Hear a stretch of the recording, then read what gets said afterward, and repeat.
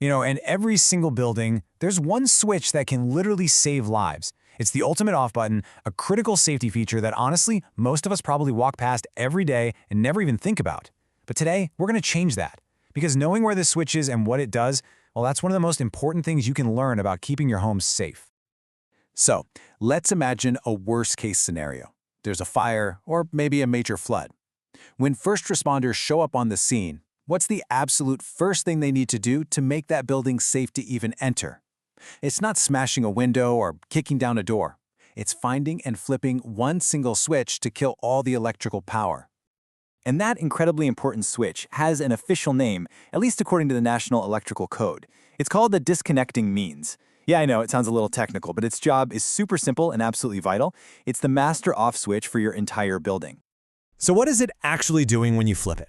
Well, it physically severs the connection to the main power lines coming into the building, what an electrician would call the ungrounded conductors. This isn't just turning off your lights, it's completely and totally isolating your building from the electrical grid.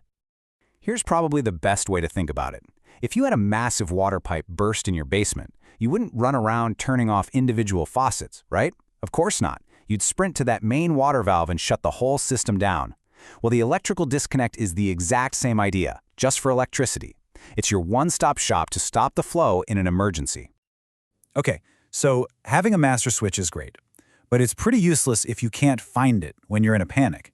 And that's exactly why the National Electrical Code is incredibly strict about where this switch has to be located. When it comes to real-world safety, its location is absolutely everything. And here it is, the core rule, straight from the code itself. It says the switch has to be at a readily accessible location nearest the point of entrance of the conductors.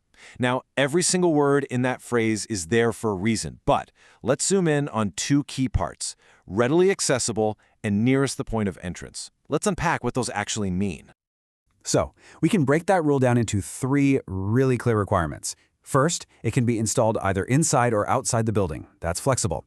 Second, and this is crucial, it must be readily accessible. We're going to define that in just a second. And third, it has to be as close as possible to where those main power wires physically enter the building. That's to minimize the length of energized, unprotected wire running through your walls. Okay, so what does the code really mean by readily accessible? You might think it just means, easy to get to. But in the world of electrical safety, this simple term has a very specific and very strict definition. This slide nails it. Readily accessible means you can get to it quickly without needing to use any tools, without climbing a ladder, and without moving heavy stuff. So, a switch on an outside wall? Perfect. Inside an unlocked utility closet? Great. But if you have to grab a screwdriver to open a panel, or if it's hidden above a ceiling tile, or, and this is a common one, it's blocked by a bunch of storage boxes, then nope, it is not readily accessible. But of course, like any good set of rules, the code is smart. It recognizes that one size doesn't fit all. What works perfectly for a single-family home might not make sense for a giant factory. So there are a few sensible exceptions for these kinds of special cases. I mean, just think about it for a second.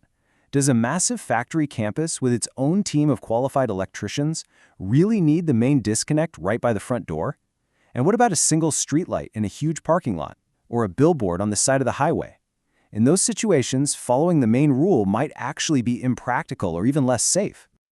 So this table sums up the four main exceptions pretty well. You can see they apply to places like a big factory campus, but only if they have trained staff and documented safety plans.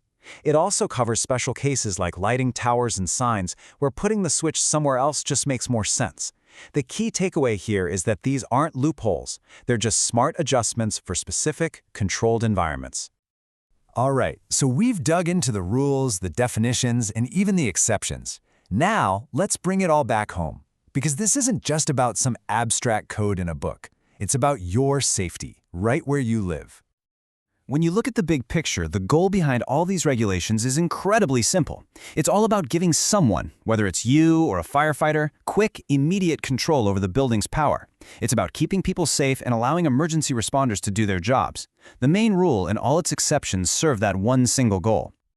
So if you boil it all down, it really comes to this. There is a single electrical switch that is more important for your safety than any other in the entire building. It's the one device that can make a dangerous situation safe in a matter of seconds. And that leads us to the most important question of all. And this one is for you. Do you know, right now, exactly where your main electrical disconnect is? If there were an emergency, could you find it and shut it off in under 30 seconds? Knowing the answer to that question could, quite literally, save a life.